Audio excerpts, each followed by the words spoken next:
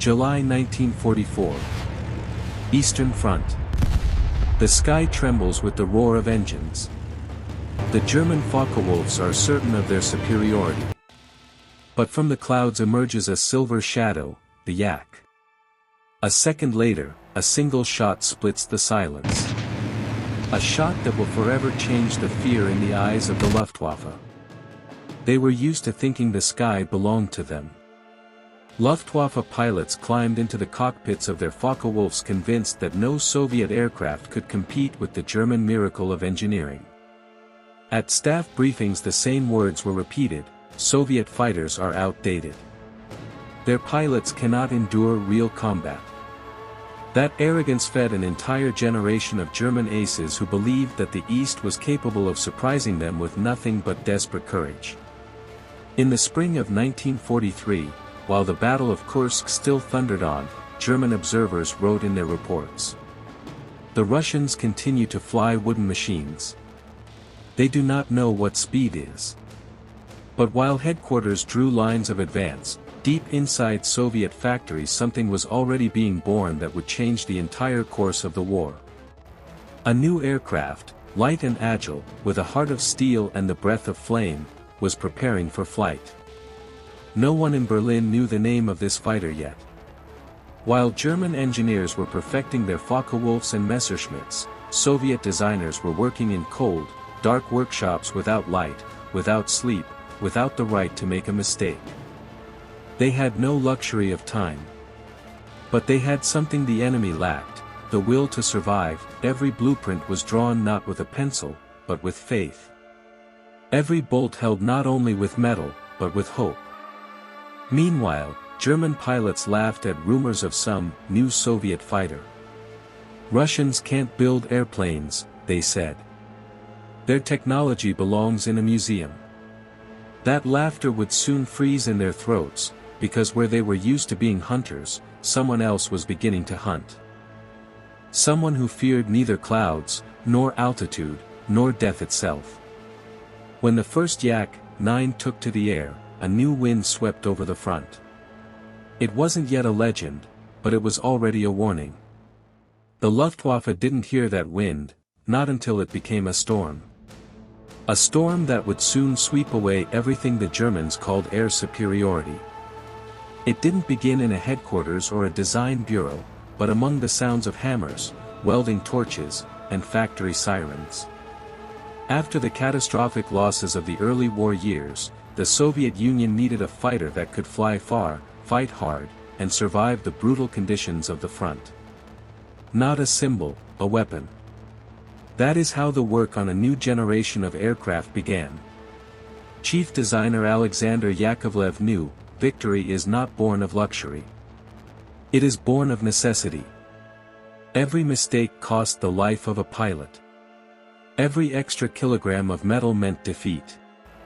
So he took a step many considered madness. Replace part of the steel frame with light duralumin, lighten the structure, and redistribute the engine's power. The result exceeded expectations. The machine became faster, more responsive, more agile. It could change course as swiftly as a person changes breath. At the same time, engineers improved the engine. The Klimov M105 received a new breath, more power without increasing size. The aircraft no longer feared altitude and did not lose speed in tight turns. It could climb, dive, and strike again as if the air itself obeyed its commands.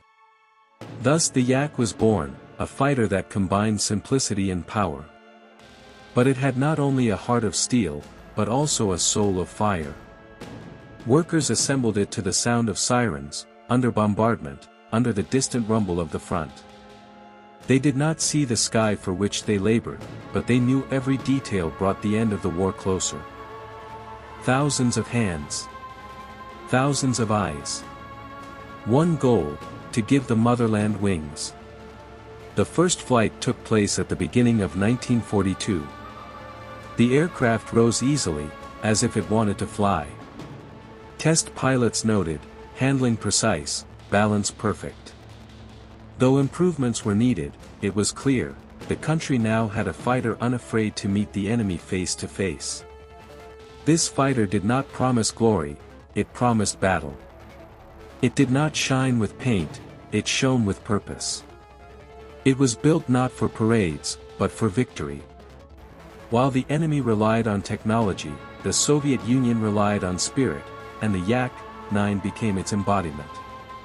It was not just a machine, it was a cold, decisive, exact answer. An answer to every raid, to every bomb, to every word the enemy spoke about the weakness of the East. The sky now had a new name. A name that would soon silence the arrogance of the Luftwaffe. On paper everything looked simple, but the sky does not accept theory. It demands blood. When the first Yak-9s reached the front, it became clear that every flight was a test of endurance, courage, and faith. The aircraft vibrated during dives. The engine overheated. Weapons jammed in the frost.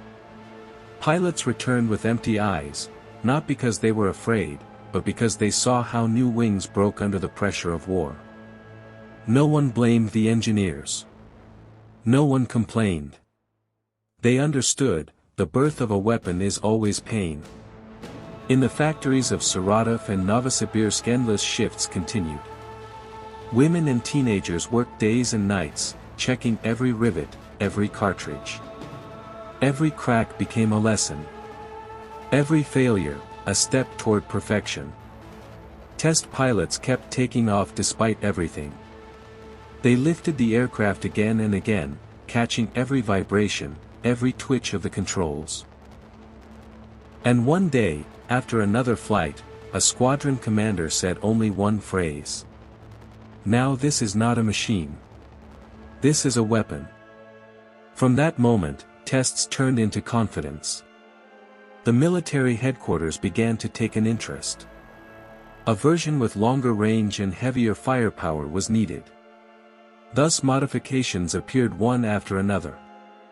Some received larger fuel tanks, others, new cannons capable of piercing armored aircraft. This is how the Yak-9T appeared, equipped with the NS-37 cannon capable of destroying a target with a single hit. Every shot from that weapon sounded like a sentence. At a range near Kazan, pilots trained to fire from extreme distances. The sky thundered so loudly the ground trembled. The shell flew at nearly 1 kilometer per second and punched through a steel plate an inch thick. Those who witnessed it no longer laughed at the lightweight Soviet construction. They understood, this was no experiment. It was the beginning of a new era of air warfare. In autumn 1943, the first Yak-9T squadrons entered active service. Pilots received a short instruction. Do not waste ammunition. You don't need much. One shot, one target. They accepted it as an oath. Now the sky awaited the moment when that oath would become legend. War tests truth by action, not words. And the Yak-9 was preparing to speak its truth in fire. Spring 1944 brought a strange silence to the Eastern Front. It did not last long. A storm gathered under the gray clouds, and its name was Yak-9T. At an airfield near Smolensk, pilots prepared for takeoff. Engines growled like caged beasts. That day, Squadron Commander Lev Ivanovich Sivko received the mission to intercept a group of German fighters escorting an FW-190 reconnaissance aircraft. The Germans flew high, confident that no one would dare climb to meet them. They did not know that 4 silver shadows were already rising from the opposite side of the front. At 3,000 meters the sky became an arena. The sun glinted off aluminum wings, and the air vibrated with engine power. The first seconds of the battle were silent, only glances, course corrections, and the moment when two worlds collided head-on, the FW-190 went into a turn, trying to outmaneuver the attackers. But the Yak-9 held steady, as if the air itself guided it. Sivko saw his target. He closed to firing distance. The NS-37 cannon was heavy. The recoil could twist the aircraft. But his finger did not tremble. One shot. A burst of flame erupted from the nose. A moment later the German machine exploded. Fire engulfed the fuselage, a wing tore off, and the Focke-Wulf fell, leaving a black trail of smoke. This was the first confirmed case of a Yak-9 destroying the legendary German fighter with a single hit. Radio silence followed. Even the wind seemed to stop. Then the radio operator's voice. Hit confirmed. Target destroyed. Headquarters marked this battle as an example of flawless execution. But for the pilots, it became something more, proof. Not theory. Not legend. Fact. The Luftwaffe was no longer untouchable. The Germans reacted instantly. Within days, intelligence reported that the enemy increased patrols and changed tactics. Now FW-190s avoided direct engagements with Soviet fighters. For the first time, German pilots admitted, the Yak-9T was dangerous even at long distances. One accurate shot could erase all their experience. At the airfield, after returning, Sivko remained silent. He removed his helmet, ran his hand over his face, as if checking whether he was still himself and the sky still existed. His comrade stood beside him, saying nothing. Victory didn't need applause, it simply existed. The next day, the morning report contained a short sentence. The Yak-9T has demonstrated high effectiveness in combat. Recommended for mass production and deployment across all sectors of the front. From then on, every German pilot who took to the air remembered that report. And every time a silver spark appeared on the horizon, their hearts froze, because now they knew, if you see a Yak-9, you might not get a second chance. And the sky, once it spoke with the voice of that single shot, would never again fall silent. After the spring of 1944, the Red Army changed the very philosophy of air combat. If earlier the sky was a shield, now it became a sword. The Yak-9 proved that speed and range were not just numbers and reports, but a force capable of transforming strategy. A new system of cooperation between fighters and ground attack aircraft was developed.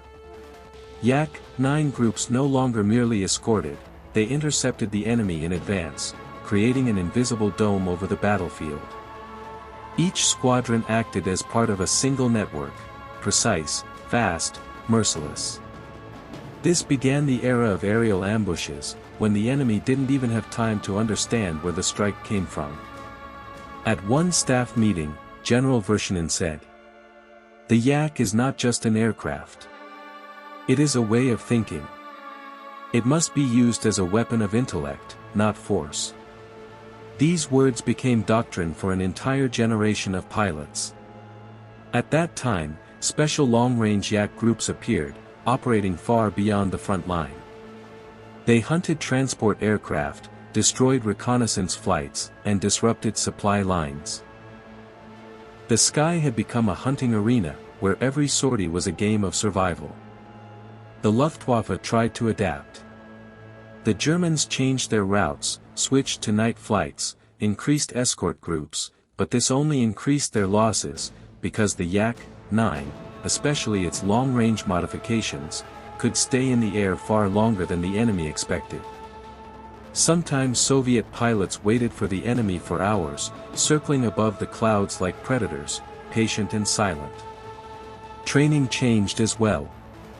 Young pilots were taught not only to shoot, but to think. Each was told, "You are not just fighting.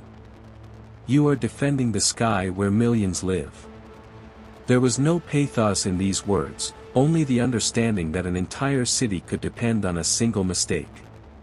By the summer of 1944, Soviet aviation had gained a new face. It no longer reacted to the enemy, it dictated his actions.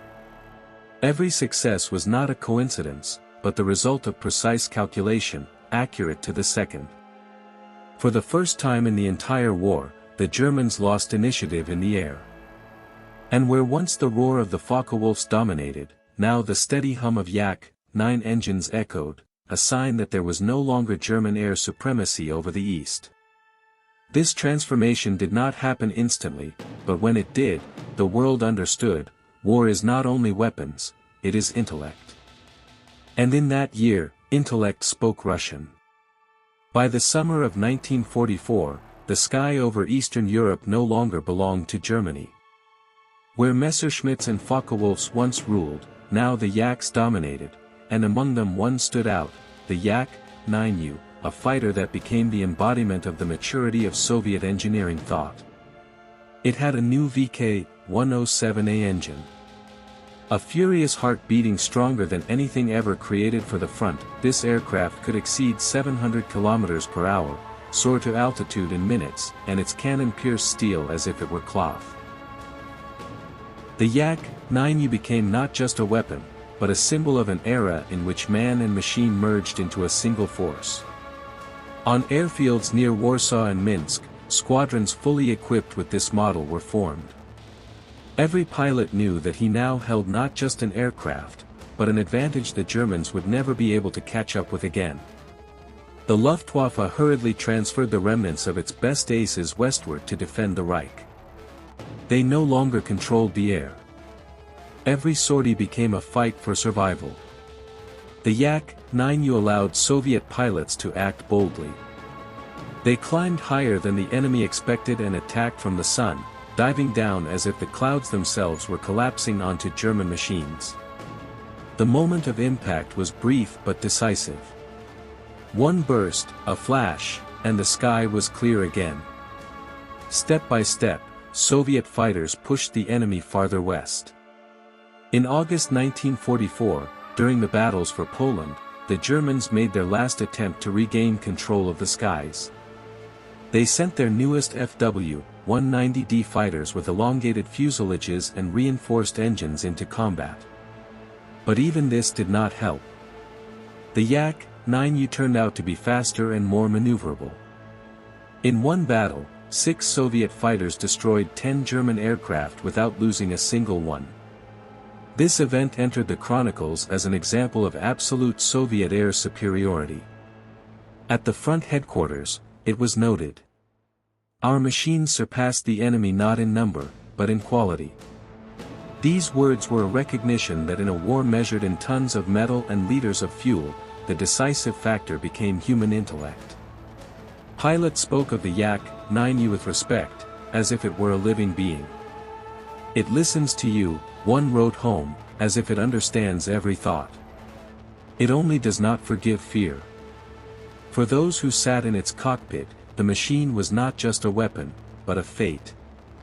With it they crossed the front line, returned with smoke trailing behind them, with shot-through wings, and still took off again. By autumn of that year, the sky was finally ours. No German aircraft dared fly over Soviet territory by day. Each new day brought confidence. The enemy had exhausted his sky. And when the sun rose over ruined Europe, its rays reflected not from steel crosses of the Luftwaffe but from the red stars on Yak-9 wings. It was a dawn born not of peace, but of victory. Behind every sortie stood a shadow. Every victory in the sky had its price. Lives that never returned. While newspapers wrote about heroism, the airfields met silence for those who did not come back. On the parking stands of the Yak-9s, often only empty jumpsuits and the smell of burned metal remained. Pilots knew that their path was a one-way ticket. When the flight commander read the report, no one asked who would not return tomorrow. They simply climbed into their cockpits, tightened their belts, and looked at the sky as if for the first time. Up there, in the cold clouds, there was no fear, only duty. And if death waited, it was met with a raised head. Sometimes the earth seemed closer than home. Mechanics sent aircraft off silently, crossing themselves, each in their own way, some secretly. To them, these machines were alive. Each with its own character, its own soul. They knew their sounds, felt when the engine sang smoothly and when it complained. And when a yak did not return, the hangar fell into a silence that resembled mourning. One day, a letter was found in a crashed aircraft. The pilot had written to his wife. "If I do not return, know that I have not died. I simply remained where the sky is still burning." These words were copied onto the barracks wall, and from then on everyone who entered read them like a prayer. Victory was costly. Not in equipment or fuel, in people. But it was they who made possible what no one believed. Every detail of the Yak-9, every rivet, every piece of metal was paid for with sweat and blood. And when the aircraft rose into the sky, it carried not only weapons, but the memory of those who built it, who flew it, who fell with it. Their names were rarely heard at parades, but from their silence came victory. Because victory is not a shout of triumph, it is a quiet word from those who accomplished the impossible and left before dawn. When the guns fell silent and the sky stopped smelling of smoke, the Yak did not fade into shadow. It remained a living reminder that strength is not measured only by speed and metal. After the war, these aircraft stood on airfields for a long time. Scratched, sun-bleached, but proud. They no longer rose into battle, but their presence alone was history. In the museums of Moscow, Minsk, and Kiev, the Yak-9 took its place beside other symbols of the Great Patriotic War. People approached it not as a machine, but as a witness. Adults removed their caps, children whispered. "It flew for us." For every Soviet citizen, this aircraft became an image of perseverance, a machine born of hardship and ending its path in glory. But the legacy of the Yak-9 was not only in metal. Its spirit passed into new generations. From its lineage grew the MiGs and Sukhois, and from its philosophy a whole school of Soviet engineering genius. Fast, simple, reliable, built with faith in the human being. These principles made possible new records and new victories, now in peaceful skies. Many who built the Yak-9 returned to peaceful work, some to factories, some to laboratories, some to classrooms. But each of them knew that part of their life remained in those wings. And when, years later, aircraft with red stars once again appeared over Red Square during celebrations, the old men looked up and recognized the silhouettes. The Yaks flew with them, unseen, but eternal. For new generations, they became a lesson. Not about war, about endurance. About the fact that even in the darkest times, a human being can create light. This aircraft was not only a weapon of victory, it was proof that we united with intellect can lift an entire country above the ruins.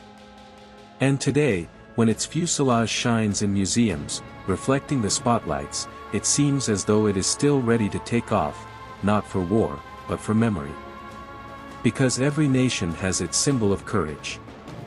For the Soviet people, that symbol was the Yak, the steel voice of the sky, which sounds even in silence. Spring 1945 brought a quiet in which only the echo of lived years could be heard. Aircraft stood on airfields, their engines cooling, and the air, once burning with battles, became cold and clean again. But for those who lived through that sky, it was never the same. Pilots, returning home, often looked upward, not searching for an enemy, but as if checking whether a part of them still remained there. Some could no longer sleep without the sound of an engine. Some remained silent all their lives, knowing there were things words could never explain. The Yak stood beside them, like a loyal friend who needed no explanation of what duty meant. It outlived its creators, outlived those who flew it, yet lost none of its meaning. In every museum where it stands today, there is something more than metal and paint. There is the breath of time, the smell of labor, and the echo of that very shot that once split the sky. Sometimes it seems that if you come close enough, you can hear the quiet hum of an engine and the distant echo of a battle. This is not the ghost of war. It is memory, a memory that does not die. It lives in those who look at this aircraft and understand. Victory is never given forever. It demands courage every day. The Yak-9 did not just win a battle, it proved that strength of spirit can surpass any machine. It became part of what people call immortality. And when the morning sun rises over Russia, Belarus, and Ukraine again, its rays pass through the cockpit glass of old Yak-9s as if reminding us. The sky belongs to those who are not afraid to defend it. If you are still listening, tell me what story you want to hear next. Thank you.